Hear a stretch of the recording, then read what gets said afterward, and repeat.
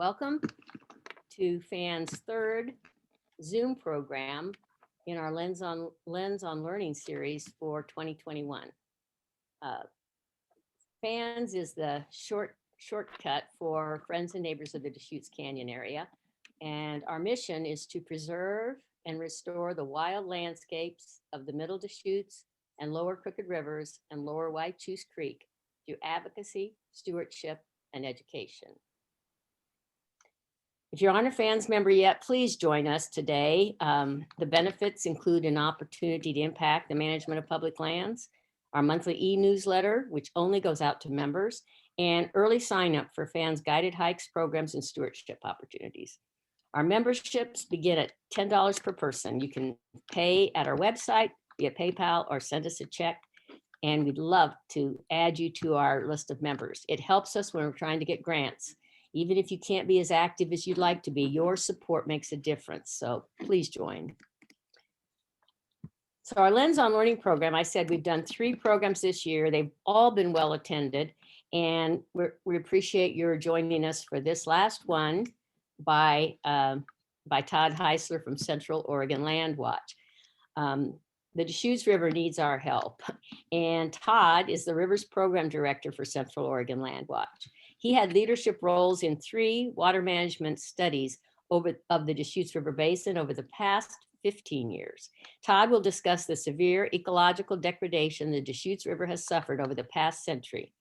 With his broad knowledge of Oregon water law, current water management practices used by irrigation districts, and the array of possible solutions, Todd will discuss the Deschutes River Basin Habitat Conservation Plan recently approved by the Oregon Department of Fish and Wildlife. So I'm going to stop sharing and ask you to welcome Todd Heisler. All right. Thank you, Marilyn. Thank you. I am now going to share my screen.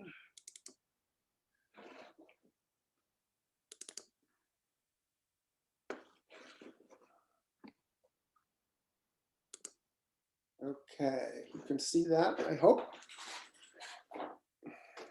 All right, so thank you all for showing up here on a beautiful Saturday morning. I appreciate your interest in the river. It's really great to have this kind of enthusiasm for our incredible resource, the Deschutes River and all of its tribs. And I was noticing that this presentation will focus not so much on the middle part of the basin, but really more on the upper Deschutes, but it will focus on Whychus Creek and the Lower Crooked River as well. Those are really the more targeted reaches within the Habitat Conservation Plan. So that is really the primary topic here today.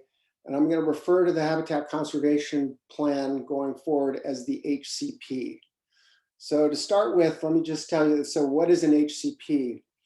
So under Section 9 of the Endangered Species Act, private entity can apply for a permit from a federal service. In this case, it's 2 federal services. It's U.S. Fish and Wildlife Service, National Marine Fisheries Services. And so if in this case, if you are someone who's concerned about your effects on endangered or threatened species, you go to the federal government and seek what's called an incidental take permit, which means that through the lawful operation of your business, you will be incidentally taking these threatened or endangered species, and you want a permit that allows you, that protects you from legal liability in that regard. Now, in order to get such a permit, they have to put together a habitat conservation plan, which says to the government, you issue us a permit in return for our promise to execute this plan, which mitigates our adverse effects on these species. So what it really all comes down to is a debate between the government agencies and the applicants about whether their HCP is sufficient or not, is sufficient mitigation. So that's really that's what we're going to be talking about today. So we're going to talk a little bit about, so why do we have threatened species? What's the threat here? What's the degradation that we see in our river basin? And what does the federal law require of an HCP? Why won't the HCP accomplish what the federal law requires, in our opinion, at Landwatch? And one key question is it feasible for the HCP to do more? If we say that it's not doing what it should do according to the law, what's the feasibility of actually doing more? And a really important topic for most people is, can we do more without harming our region's farmers? When it comes to irrigation, of course, those would be the ones who would be affected most by changes in water management and leaving water in stream. So can we do it without harming the farmers? And then at the end, so what's the real urgency here? Why do we care about this? And why is it time to act right now? Okay, so moving through this. So why do we have threatened species? Well, this picture tells 1,000 words. This is the Upper Deschutes River, a few miles below Wickiup Dam. They have just turned off the river, as they do every year in early November. And so the flows out of Wickiup are around 100 CFS as compared to flows as high as 15, 16, 1700 CFS that would be flowing out from the dam, certainly in August, in July and August. And I took these pictures actually just this fall, so it's a very current look at what happened. So what you're seeing is a mud flat where there used to be wetland vegetation. The wetland vegetation to the right is perched. It's a good 6 feet off the floodplain of the mud flat. So it's completely separated from the river at this point in the season and dries out. So of course the wetland is the home of the Oregon spotted frog, and all that woody debris that you see all exposed, that's all fish habitat, which is all now high and dry. So a larger view of that kind of same area, with me standing in the middle of it, showing the vastness of these mud flats, where the riparian vegetation, the sedges, and the other aquatic veg used to grow. But when you inundate it with many feet of water all summer, of course, you killed that wetland vegetation, which is what they've done. You can only see a little bit, but in the background there's a big scoured bank. So you have these two massive effects that are happening with these flows that go from maybe 1700 down to almost none. Highly volatile flows from flooding to drought every single year. And you scour the banks, cause enormous erosion, and you essentially kill the riparian vegetation upon which most of the aquatic species depend for their life. This is a good shot of that same area with the scoured banks. You get the freeze and thaw effect on those soils, which makes them even more subject to erosion than normal. And when the spring comes in and they let the floodgates open, the deposition of those soils into the channel is really enormous. This is near Lapine State Park, where you can see the scouring, and you can see how high the water is during the summer where that dock is. So we really do take the river from a flood flow to a drought flow every single year. And here's what that graph looks like. The light blue is the median unregulated flow. So this would be natural flow. And you can see that that's kind of a flat line. It's actually quite unusual. The Deschutes is one of the largest spring-fed rivers in the United States, I think probably in the world. And so instead of having, in a more normal stream, you would have that's more typically a flashy type of river. You would have much higher flows in the spring, either with the snow melting or even back east with a lot more rain, and you would have a lot of runoff. You would have a big high peak in the spring, and then a steep descent down to not much water in the late summer. That would be a more typical hydrograph. But our hydrograph in the light blue is nearly a flat line. And so how did that happen? How is that possible, given that we have a fair amount of moisture, particularly in the Cascades. Well, I like to ask people, when you go up to Mount Bachelor and you drive up from either Sun River or Bend, how many bridges do you cross? How many creeks do you see? What evidence of water do you see at all in the 20 miles that you drive from town up to Mount Bachelor, where right now there's 10 feet of consolidated base of snow sitting on the ground? That's with a high moisture content. So we have a huge storage of water sitting frozen on the ground. Where does it all go? Well, of course, the answer is that it goes pretty much straight into the ground in our porous basalt and pumice type soils from the volcanic geology. And so that then pushes its way through, creates actually a hydraulic head, and it pushes the water out at the bottom in springs and causes this incredibly flat, attenuated curve that you see here. Now, what we did in 1949 was the dark blue line. So we now, we take stored water behind Wikiup and we put it on top of natural flow. We create the flood, and then we take it down on November 1st and we shut it off. It's almost zero there. And we keep it down there during storage season until the spring, where we then flood again. And that then creates the problem that I showed you in the pictures. Okay, so what does the federal law require of an HCP? Well, one thing that always catches our eye is the HCP cannot, quote, appreciably reduce the likelihood of survival and recovery of the species in the wild. So we believe that they have absolutely failed on this point in particular. And I'll explain that in a little bit here. So why won't it accomplish this? And the basic answer to that is it doesn't go nearly far enough to address even the most basic biological of the species that they're supposed to mitigate in their plan, believe it or not. So let's have a look at that. So we're going to go reach by reach, Upper Deschutes, White Shoes Creek, and the Lower Crooked. So as I showed you on the Upper Deschutes hydrograph, the winter flows are almost nothing. 100 CFS is flowing in there right now.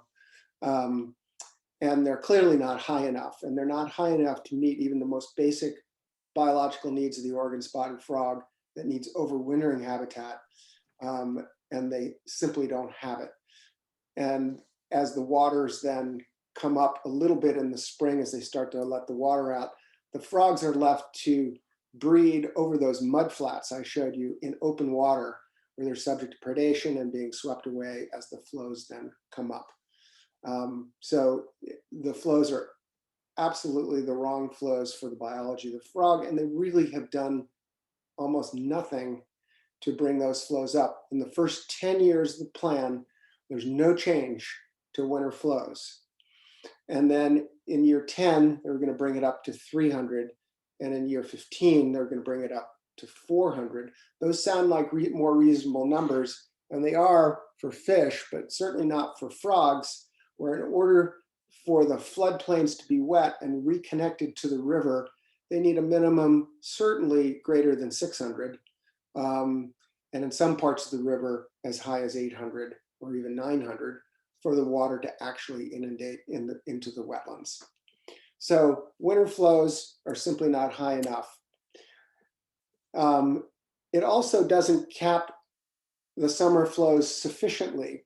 So in order to stop the powerful erosive forces, they need to bring those top flows down and bring the winter flows up. It's basically to start to flatten that hydrograph that I showed you. Now they have a provision in there starting in year 10 to start to cap those summer flows. But they also, the HCP is full of what I call loopholes, because it still allows the districts for any 15 or 20 days during the irrigation season to blow through those caps and to divert and to release from Wikiup and divert down and Bend as much water as they possibly can, which for me kind of defeats the whole purpose of the cap in the first place. and I'm sure it will do significant damage in just the few days in which they do that. So it takes way too long to improve the flows, as I just mentioned. It's nothing. Basically, I sat at a table when this HCP started 12 years ago. So we now have 12 years. So now then add 10 more. So for 22 years of acknowledging and recognizing the problem, we're basically going to do nothing to create suitable habitat for the fish and frogs on the upper Deschutes. And it's just not okay. And the other thing is there's right now any of the changes that they're going to make to flows in the river, we would like to see those made as permanent. There are ways to create permanent in-stream water rights and protect those in stream. And currently that's not what the plan does. And that's a whole nother topic. I won't get into the technical water law there, but suffice it to say, we're pushing on that point too. So there they are, all those points on the upper Deschutes. Let's have a look at Deschutes. So Deschutes Creek, those of you who've been around for a while know that there's been considerable amount of work done on Deschutes Creek through the conservation efforts of Three Sisters Irrigation District. But nonetheless, and I worked for the Deschutes River Conservancy for 15 years and helped raise money and fund some of those projects and get the conserved water and take it through an administrative process with the state of Oregon and get those flows protected in stream. But despite that, the flows in Deschutes are still not high enough because the creek is so badly over appropriated, meaning that the state issued water rights in the 19th century, not the 20th or 21st. In the 19th century, they issued so many water rights on that creek that it's like twice the number of water rights were issued on the creek. Then there's even water in the creek in late August. So what that means is you can create an in-stream water right, which we have done, but when it comes to August and Water Resources Department shows up to regulate water because the supply is limited, it's going to regulate not only the irrigators and their water rights, but it's going to regulate the in-stream water rights too. So we may have cheered a lot about getting 30 to 35 cubic feet per second flowing in Deschutes Creek because of those in-stream water rights. But in the late summer and fall, there may only be 10, 12, max 18 CFS of that is actually wet water in stream. So it's just not enough. And the HCP is an opportunity under that regulation to increase those flows above what would be required under state law. And of course, when you look at the temperature needs and the flow needs for steelhead and Chinook, it's sort of a minimum of 40 CFS, 40 to 60. So even the 30 to 35 that we could maybe get in stream from those in-stream water rights is barely enough and not really. So that's Deschutes. The Crooked is very complicated. Suffice it to say, the only thing in the HCP that Ochoco Irrigation District has offered is in the dry years below the Bowman Dam in the winter that they would assure 50 CFS in stream. That's it. They have offered nothing of real import. There's lots of little stuff that you can read in there, but it's either stuff that's already been done through conservation work that I was involved in and others years ago. There's nothing new in it. And one of the reasons for that is that in 2014, Merkley got through a bill called the, Water Security and Jobs Act of 2014. And it essentially reallocated the contents of Prineville Reservoir. And it took some of the water that was stored in Prineville Reservoir for which there were no contracts and nobody had contracted the water. The district hadn't, nor had other irrigators. So it was, quote, uncontracted water. And they designated that uncontracted water for release to fish and wildlife. So it all sounded really great. But the problem with that is that, as I just told you, the Ochoco Irrigation District has offered to do nothing under the HCP in the summer. The Bureau of Reclamation, which is now in charge of releasing this water under advisement from U.S. Fish and Wildlife and I think in the tribes as well, will be releasing, quote, fish water in the summer and or winter, as they decide is best. But the Bureau of Reclamation has refused to work with the Oregon Water Resources Department to protect that water and stream. So they're going to release this water and in the summer for the benefit of fish, but it's live flow as soon as it hits below the dam, and anybody downstream, and there are many irrigators downstream, could divert it. So it's really not a very protected flow at all. There's no protection to it. And so when Ochiko Irrigation District looks at its obligations under the HCP, it says, well, we don't have to do anything in the summer because there's all that fish water and they're going to let that go. Of course, it's going to be to no beneficial effect for fish. And what the fish need, many studies by Tim Harden at ODF&W are somewhere between 80 and 140 CFS. And I'll talk a little bit more about that later. Okay, so a big question, is it feasible for the HCP to do more? The other thing, kind of the regulatory language, is that the districts need to minimize and mitigate their effects to the maximum extent practicable. So there's this practicability consideration. They can say, essentially, we can't do more. It's not feasible, it's not practicable, and you need to give us a permit anyway. So is it feasible for the HCP and the irrigators to do more under this plan? And so I was involved, many people were involved in this most recent study. As you heard earlier, I've been involved in at least 3 of these. The most recent one, Department of Bureau of Reclamation and Oregon Water Resources Department jointly funded a study, the Upper Deschutes River Basin study. And ironically, the contractor, the local contractor in Central Oregon for the state's half of this study were the districts themselves. So one can basically say that this is their study. It's not my study.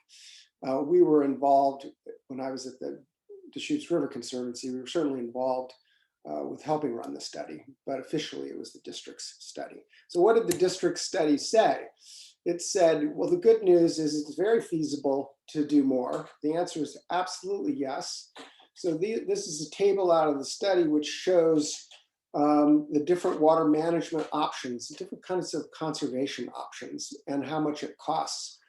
So the preferred conservation approach by the districts is that, number one, piping district canals.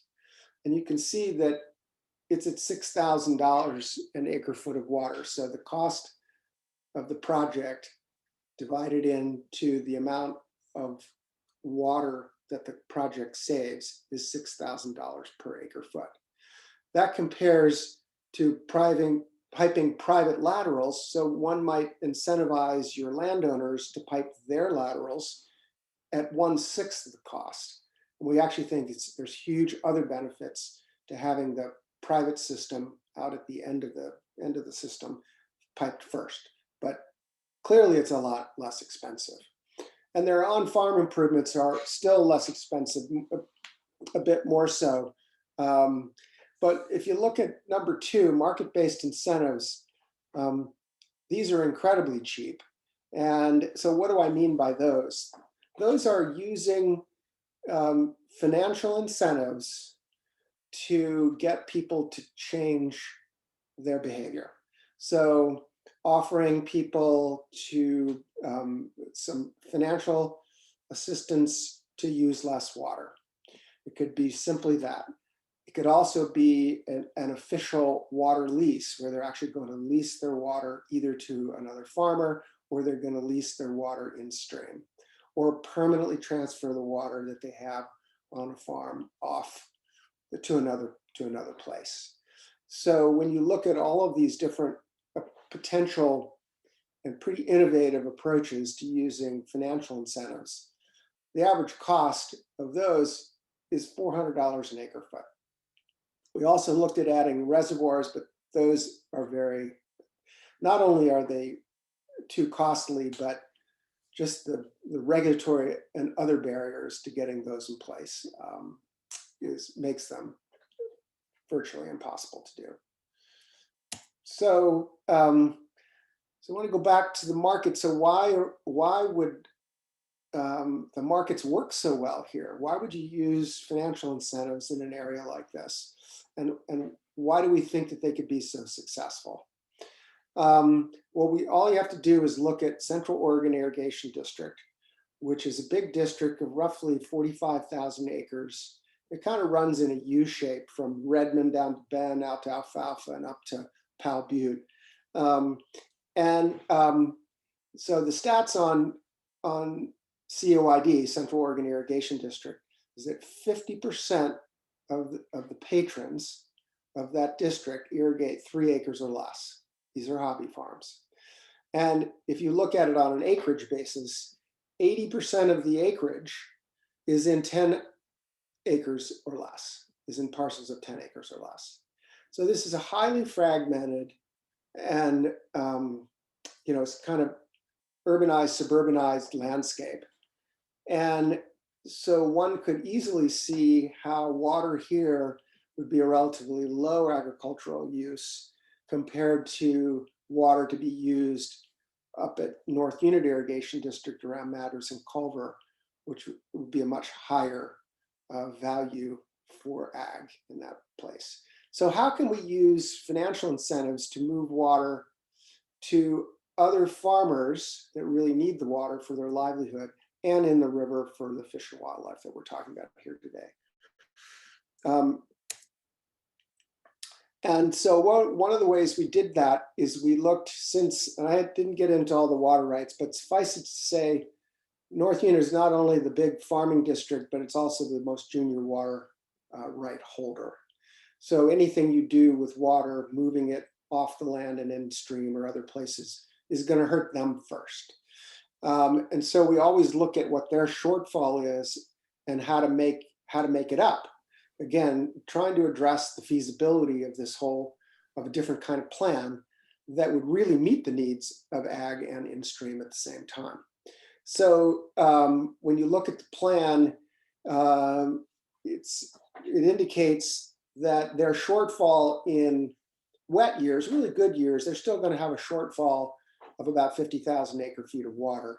And in the drier years, it's going to be much bigger at 120. So the question is, so how would you get that water? How would you meet their shortfall?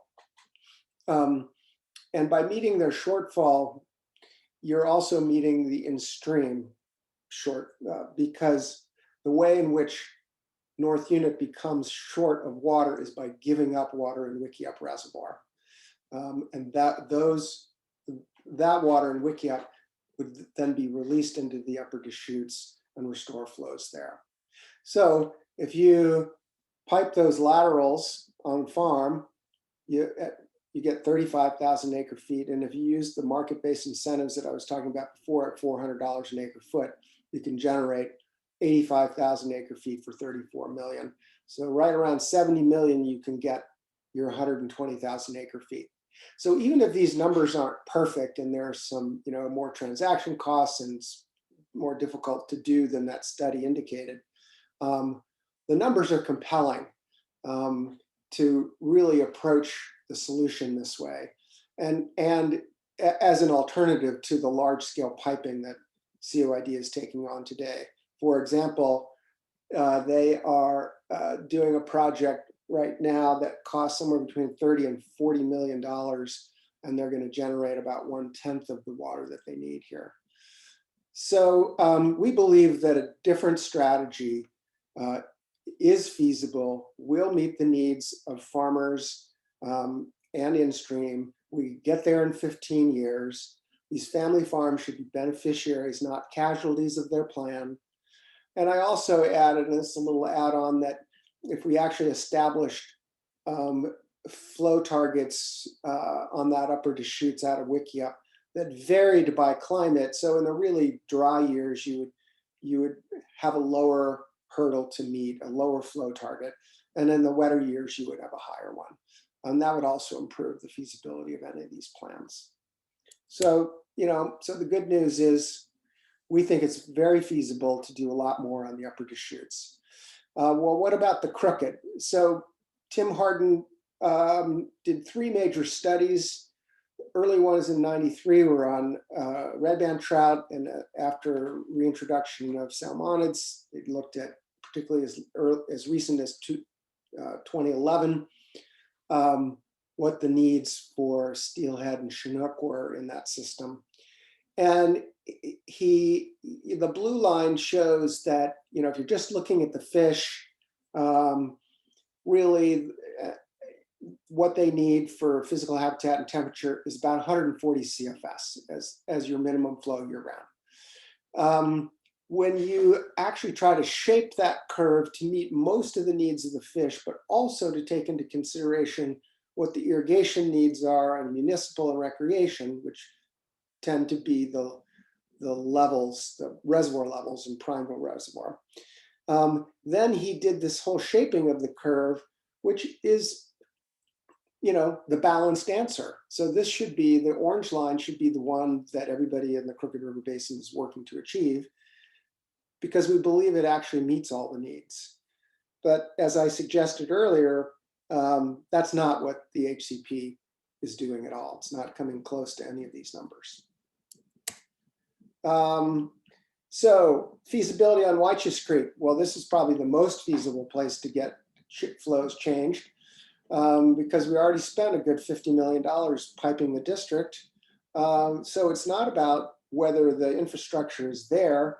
It's about whether there's the will of the district and the regulators to actually serve the creek fairly. And that's just not what's happening under the HCP, as I explained how those paper water rights work, and the district's stance that all they should be required to do is what state law requires them to do, which unfortunately is not very much. And I say, well, no, this is federal law, and you have to mitigate the needs of these fish, and you are woefully short of meeting the temperature and physical habitat standards for steelhead and chinook in the creek. So, all right, well, last point. So what's the urgency here? Well, I'll tell you what the urgency is. I worked for 15 years trying to get what we call a voluntary regional water management plan agreed to with municipalities and irrigation districts and counties and tribes and state and federal agencies and nonprofits, huge tent, lots of stakeholders, lots of science, lots of study. Every time we did a study, the intention was to come to some bigger agreement, because really, as maybe you haven't quite picked up, but the only way you can really manage water fairly in the basin is to take it at a higher scale. So you see the effects. You have to mitigate the effect of moving water one place by doing something else somewhere else. So you really have to scale the thing up, and it's really only through a large scale regional plan that you can find the synergies that actually hold, if not hold people harmless, create a set of mutual benefits for the stakeholders at the table. So at any rate, time and time again, we get to the end and then the districts fail to agree to do anything but what they're already going to do. So I'm just like, well, why did we bother to do that study if you're just going to go out and pipe your canals? And so we face continuing degradation of all of these rivers and creeks. We have climate change with us today and barreling down. And all of those studies show that flows will be lower and temperatures will be higher. Even though we're a spring-fed system, it's kind of like we have more to lose than other areas because of the way those spring flows are gonna shrink. Basically, they're not going to go away, but they'll be diminished. And so if you look at, we didn't get a regional water management plan. The HCP is the only plan. It's the only plan that the districts have agreed to. It's the only plan that they're going to agree to, no matter what they say. And this locks in everything for 30 years. I like to say more like 50, because there's a great inertia that will take place with this whole plan, and it is what it is, and it'll be there, and its effects will be there for many decades to come. So the time right now is to get a better plan, and that's really what Central Oregon Land Watch, some of the other partners or other organizations, Water Watch of Oregon is looking at this HCP. There's some national organizations like Center for Biological Diversity who are also looking at the plan, and we're all in conversation, but we think it's pretty urgent to address some of the more sort of egregious inadequacies in the plan. And that's it for this morning. I'm happy to take questions. Thank you so much for your attention on a beautiful Saturday morning. Okay. If you have questions, I hope you're putting them in. I don't see a lot of questions yet. And before we started, Todd said, this stuff is so complex that a lot of times people don't know what to ask. So I will ask a question that's been on my mind, and another member requested it, and that is, what are the obstacles to changing water allocation from the historic water rights to science-based benefit to the greater community? There's the $64 million question. We're stuck in 19th century, early 20th century law and legal precedent that is protected ferociously by irrigation community for some good reasons. But people have asked me a lot, well, why don't you just go in and change water law? And said, well, I'm not going to live long enough for that. So this is why some of the things I talked about today, I think actually have promise to redistribute water in a different way, because it's really a distribution issue, given how much waste of water we see basically on hobby farms throughout Central Oregon. So, I think the only way we're going to see what you're hoping for is, because we're human, we're going to need like a massive crisis, because it's just, there's so many huge barriers to changing the way it is, both financial and legal, disincentives to changing the way this water structure works. So in Australia, after 10 years of horrible drought, they finally broke them, and they did just what you're talking about. They then they threw out the old code, and they had to reinvent it.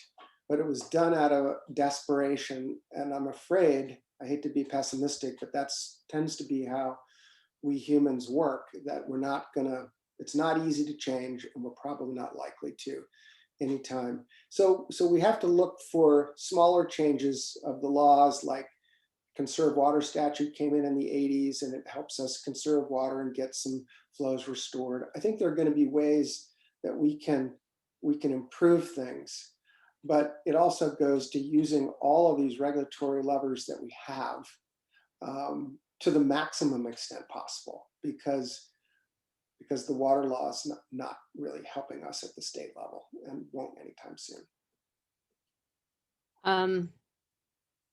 A couple of other questions. Does the present drought encourage the irrigation districts to modify their usage? I mean, are we trying to modify their usage?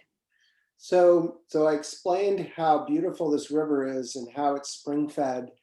And the current drought is not felt equally by the irrigators. So, for example, COID, Central Oregon Irrigation District, being a very senior district, they get virtually all of their water in every single year. It doesn't matter how dry it is. And so drought declarations do not affect them at all. So Swally Irrigation, Central Oregon Irrigation in particular, are completely unaffected by drought. The others are affected a little bit.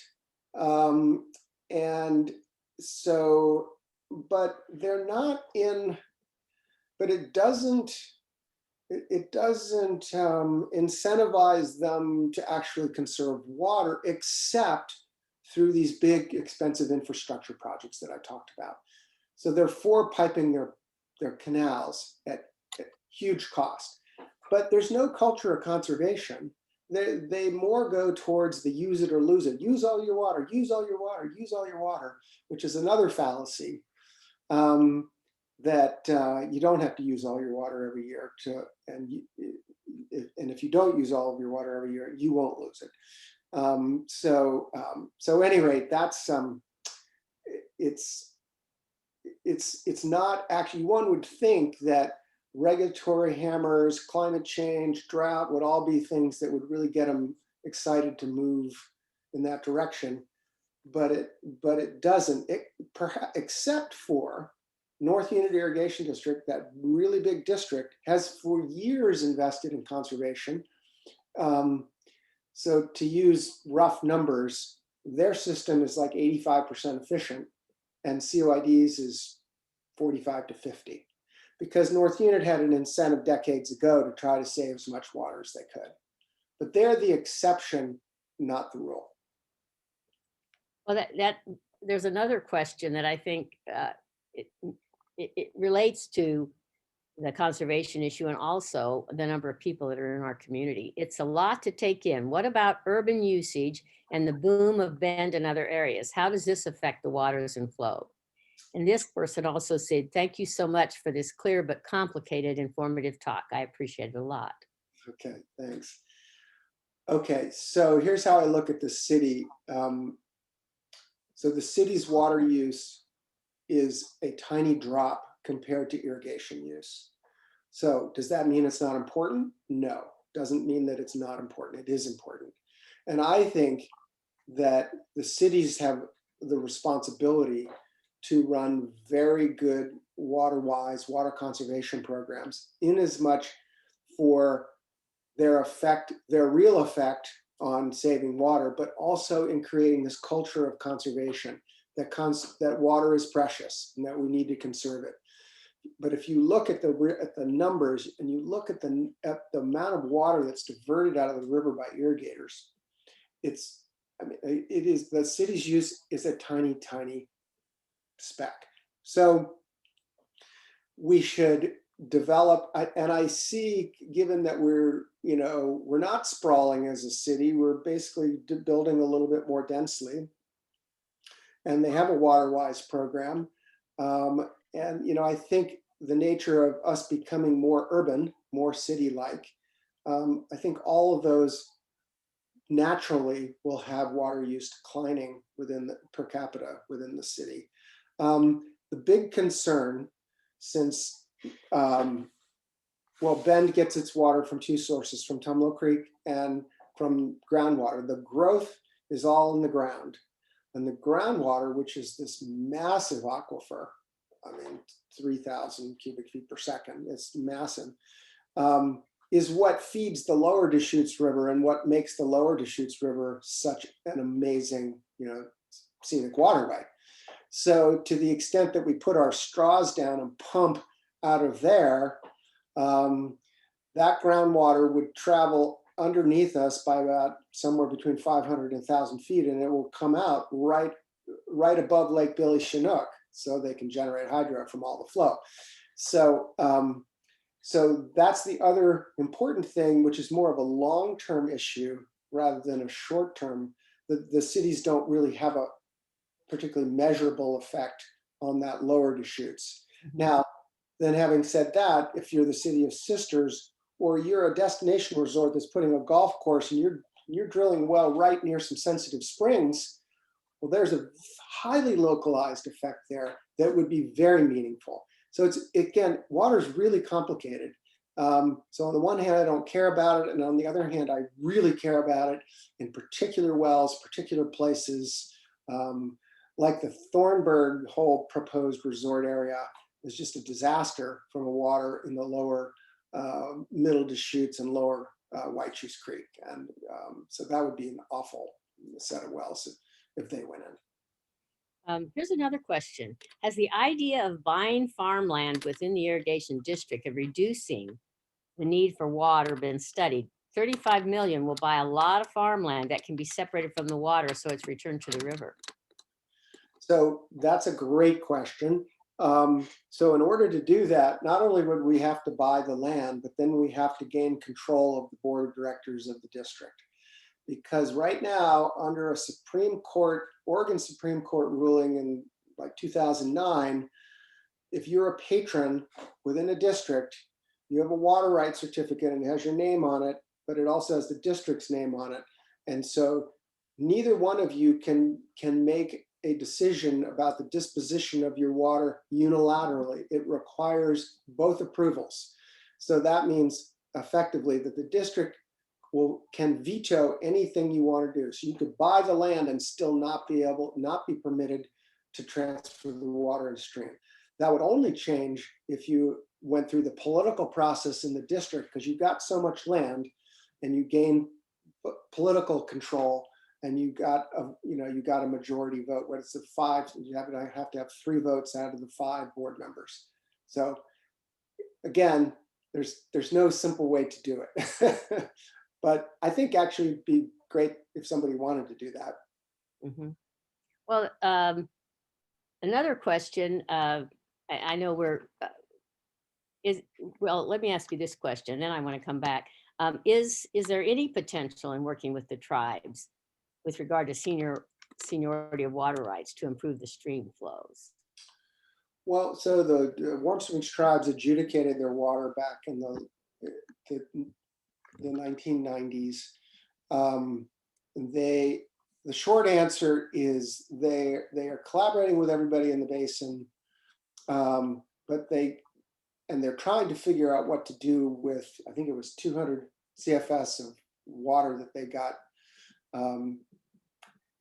but it's subject to state law, so they can't just do anything they want with it.